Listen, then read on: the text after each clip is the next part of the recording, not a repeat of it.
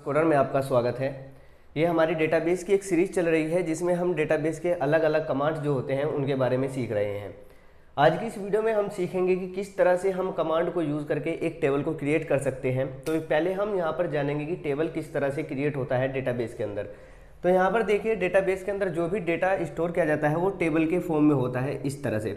और यहाँ पर ये जो आपको कॉलम दिखाई दे रहा है, यहाँ पर इस तरह से जो आपको कॉलम दिखाई दे रहा है, इसको बोलते हैं हम डेटाबेस के अंदर फील्ड। और इन कॉलम के अंदर जो भी हम वैल्यूज़ या डेटा स्टोर कर रखते हैं उसको बोलते हैं हम रिकॉर्ड। तो इस तरह से डेटाबेस के अंदर जो टेबल क्रिएट की जाती है उसको क्रिएट करने के लिए हम यहाँ पर कमांड यूज़ करेंगे। तो सबसे पहले हमें यहाँ पर लिखना है क्रिएट। सबसे पहले हमें यहाँ पर लिखना है क्रिएट, और फिर क्रिएट के बाद हमें यहाँ पर लेना है टेबल। और टेबल के बाद हम अपने यहाँ पर टेबल का नाम ले लेंगे, जो भी हमें टेबल का नाम लेना होगा। तो जैसे सपोज कीजिए कि मैं यहाँ पर ले रहा हूँ यूज़र। तो यहाँ पर इस तरह से आपको क्या करना है, क्रिएट टेबल और फिर टेबल का नाम यूज़र। और फिर यहाँ पर आपको अपने टेबल के अंदर कौन कौन से कॉलम को लेना है उसको यहाँ पर डिफाइन करना होगा। तो देखिए, सबसे पहले मैं यहाँ पर आईडी नाम की एक कॉलम लेना चाहता हूँ, तो मैं यहाँ पर लूँगा आईडी। और आईडी के अंदर जो वैल्यूज स्टोर होंगी वो किस टाइप की होंगी, तो वो होंगी इंटीजर टाइप की। तो मुझे यहाँ पर डेटा टाइप भी बताना होगा इंट करके। और फिर यहाँ पर मैं कोमा लगाकर सेपरेट कर दूंगा इसको। और देखिए, सेकंड जो यहाँ पर आपको कॉलम दिखाई दे रही है उसका नाम क्या है, नेम। तो यहाँ पर आपको लेना होगा नेम। तो यहाँ पर हमने लिया हुआ है नेम। अब देखिए, नेम के अंदर जो वैल्यूज स्टोर हो रही हैं वे किस टाइप की वैल्यू स्टोर होंगी। तो आपको पता होगा कि जो नेम के अंदर वैल्यूज स्टोर होती है वो स्ट्रिंग टाइप की होती है, लेकिन डेटाबेस के अंदर हम स्ट्रिंग को क्या बोलते हैं, वेर कैर। तो यहाँ पर हम लेंगे वेर कैर, वेर कैर। अब यहाँ पर देखिए, जब भी हम कोई नेम नाम की एक फील्ड ली हुई है हमने, इसमें जब भी हम कोई भी एक वैल्यू स्टोर करेंगे तो यहाँ पर हम माईएसक्यूएल के अंदर को बताएंगे कि जो नेम होगा उसके अंदर हम कितने कैरेक्टर्स यूज कर सकते हैं। तो यहाँ पर मैं यहाँ पर राउंड ब्रैकेट लेकर यहाँ पर ले लूँगा 12। इससे क्या होगा कि इस नेम नाम की जो ये हमारी फील्ड बनी है इसके अंदर जो भी नेम होगा उसमें मैक्सिमम हम कितनी वैल्यूज स्टोर करा सकते हैं, एक नेम में 12। जैसे सपोज कीजिए कि कोई राम है, तो राम के अंदर कितने कैरेक्टर्स आ रहे हैं, लेटर आ रहे हैं 1 2 3। तो यहाँ पर देखिए 3 जो राम के कैरेक्टर है वो स्टोर हो जाएंगे। सेकंड है यहाँ पर एज, तो यहाँ पर कोमा लगाकर हम सेपरेट करेंगे। और सेपरेट करने के बाद हम अपने फील्ड का नाम लेंगे, जैसे मैंने किया यहाँ पर एज। और यहाँ पर फिर हम एज के अंदर किस टाइप का डेटा स्टोर करके रखेंगे, इंट टाइप का। अब यहाँ पर हमें इसकी साइज भी बतानी होगी कि जो एज होगा उसमें मैक्सिमम कितने इंटीजर आ सकते हैं। तो हम बता देंगे यहाँ पर 15। और इस तरह से हम जो लास्ट का ये था हमारा, इसको यहाँ पर क्लोज करके सेमीकोलन लगा देंगे। तो यहाँ पर एक चीज़ आपने नोटिस की होगी कि जो यहाँ पर आईडी लिया है फिर हमने इंट लिया है, और इंट के बाद हमने कोई भी यहाँ पर साइज नहीं बताया है।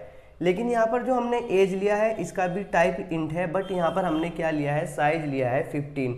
तो यहाँ पर जो स्टार्टिंग वाला होता है आईडी, इसको बाय डिफ़ॉल्ट कंसीडर कर लेता है 11।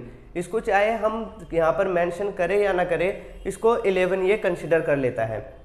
लेकिन यहाँ पर अगर हम दूसरी इंटीजर टाइप की फील्ड लेंगे तो वहाँ पर हमें फोर्सफुली ये बताना होगा कि यहाँ पर हम कितनी साइज की जो वैल्यूज़ हैं उनको लेना चाह रहे हैं। अगर हम यहाँ पर कोई भी साइज मेंशन नहीं करेंगे तो ये यहाँ पर एरर शो कराएगा।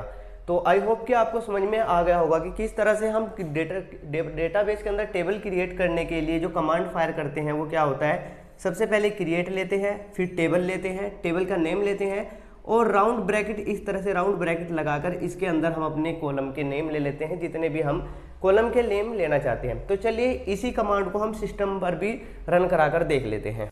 तो दोस्तों, आ गए हैं हम अपने लैपटॉप की स्क्रीन पर, और यहाँ पर जो कमांड लाइन हम यूज़ कर रहे हैं वो हमने यहाँ पर ओपन कर लिया है। तो सबसे पहले हमें यहाँ पर पासवर्ड डालना होता है। तो पासवर्ड है हमारा रूट, और एंटर की प्रेस करेंगे तो इस तरह का आपके सामने इंटरफेस आ जाएगा। तो अब हम सीखेंगे कि किस तरह से हम टेबल क्रिएट करते हैं। जो कमांड हमने अभी अभी देखा था उसको हम इम्प्लीमेंट करके देखेंगे।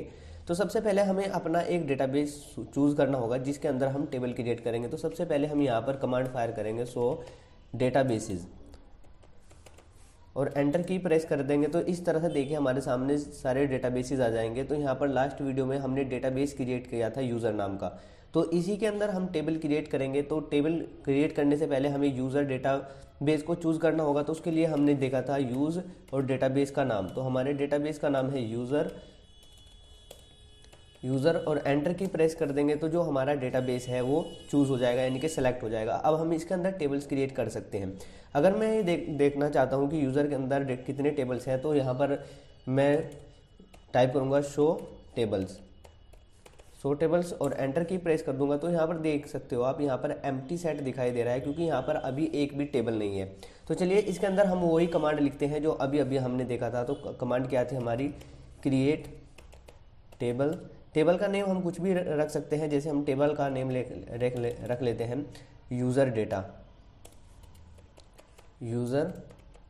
डेटा।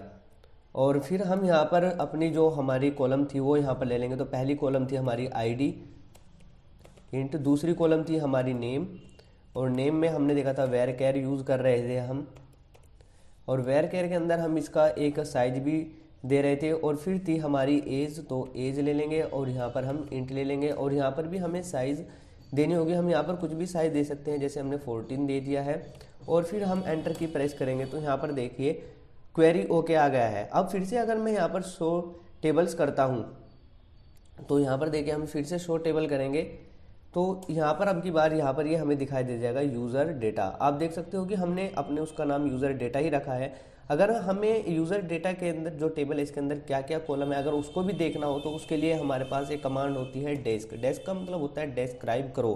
किसको डिस्क्राइब करना है, उस टेबल का नाम आप यहाँ पर ले लीजिएगा। तो यूज़र डेटा को हमें डिस्क्राइब करना है और एंटर की प्रेस कर दोगे तो आप यहाँ पर देख सकते हो पहली है हमारी आईडी जो बाय डिफ़ॉल्ट 11 साइज लेती है, दूसरा लिया था हमने नेम जिसमें आप यहाँ पर देख सकते हो कि हमने 12 लिया हुआ था तो यहाँ पर भी 12 दे रहा है। थर्ड है यहाँ पर एज, और एज में हमने 14 लिया हुआ था तो वो यहाँ पर 14 दे रहा है। नेक्स्ट उसमें ये नल है, की है, डिफ़ॉल्ट है, एक्स्ट्रा है, ये क्या होती है ये हम आने वाली वीडियोज़ में देखेंगे। आज की इस वीडियो में सिर्फ इतना ही रखते हैं। अगर ये वीडियो आपको हेल्पफुल लगी हो, इस वीडियो से आपने कुछ नया सीखा हो तो इस वीडियो को लाइक करके इस चैनल को ज़रूर सब्सक्राइब कर लीजिएगा। Thanks for watching.